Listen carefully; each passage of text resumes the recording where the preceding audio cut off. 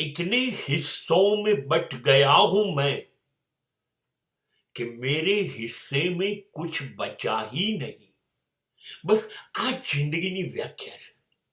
માણસ એટલી બધી જગ્યાએ વહેંચાઈ ગયો છે, રોકાઈ ગયો છે કે એના માટે જ જીવન રહ્યું નથી.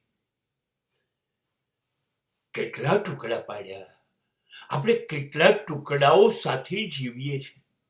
મા બાપ જોડે જીવવું પડશે કે નહીં? હા. ભાઈ બહેનો સાથે? હા.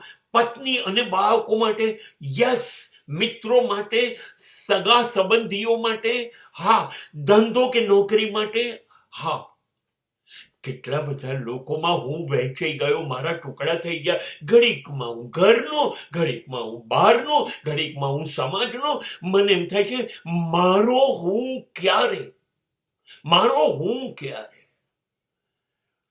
મારી જિંદગીમાં બહુ જ નાનો સમય રહ્યો છે. મારા માટે તો છે જ નહીં.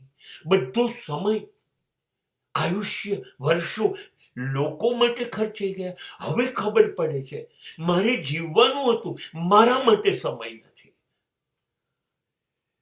આ જ મોટો અફસોસ છે. અને આ અફસોસ વિશે વિચારું છું ને, ત્યાં પેલું જે કાયમ આવવાનું છે એ બારણે ટકોરા મારી દે છે ને કહે છે, ચલ ચલ ચલ મેરે ભાઈ,